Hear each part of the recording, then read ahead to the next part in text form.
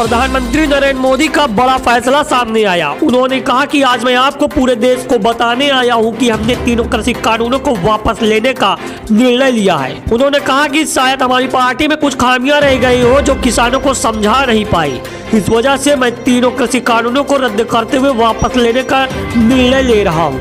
इस महीने के अंत में शुरू होने जा रहे संसद सत्र में हम इन तीनों कृषि कानूनों को रिपील करने की संवैधानिक प्रक्रिया को पूरा कर देंगे, नरेंद्र मोदी ने कहा। आइए आपको सुनवाते हैं बयान। साथियों, मैं आज देशवासियों से क्षमा मांगते हुए सच्चे मन से और पवित्र हृदय से कहना चाहता हूं कि शायद हमारी तपस्या में ही कोई कमी रही होगी, जिसके कारण दिए के प्रकाश जैसा सत्य कुछ किसान भाइयों को हम समझा नहीं पाए। आज गुरु नानक देव जी का पवित्र प्रकाश पर्व है। ये समय किसी को भी दोष देने का नहीं। आज मैं आपको, पूरे देश को ये बताने आया हूं कि हमने 3 कृषि कानूनों को वापस लेने का, रिपील करने का निर्णय लिया है। इस महीने के अंत में शुरू होने जा रहे संसद सत्र में, इसी महीने में हम तीनों कृषि कानूनों को रिपील करने की संवैधानिक प्रक्रिया को पूरा कर देंगे। यही तक नहीं, प्रधानमंत्री के इस निर्णय के बाद विपक्षी पार्टी हमलावर होना शुरू हो गई। सपा के प्रवक्ता अनुराग भदौरिया ने कहा 600 किसानों की इस धरना प्रदर्शन में मौत हो गई थी, तब प्रधानमंत्री जी के ध्यान में नहीं गया।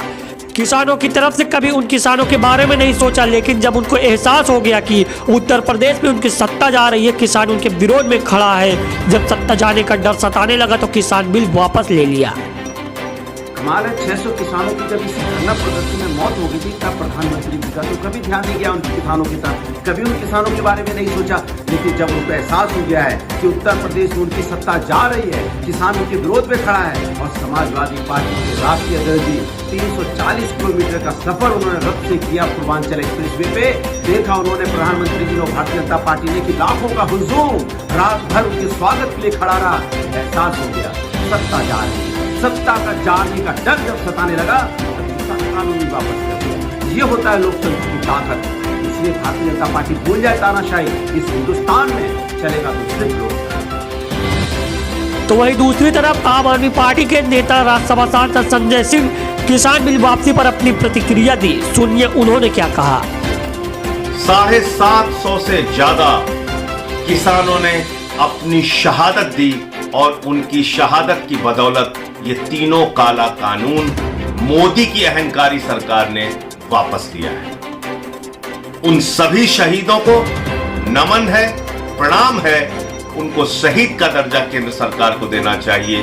उनके परिवार को 1-1 करोड़ का मुआवजा मिलना चाहिए और उनके परिवार के लोगों को 1-1 सरकारी नौकरी दी जाए। शहीदों को नमन, किसानों को नमन, उनके आंदोलन को नमन।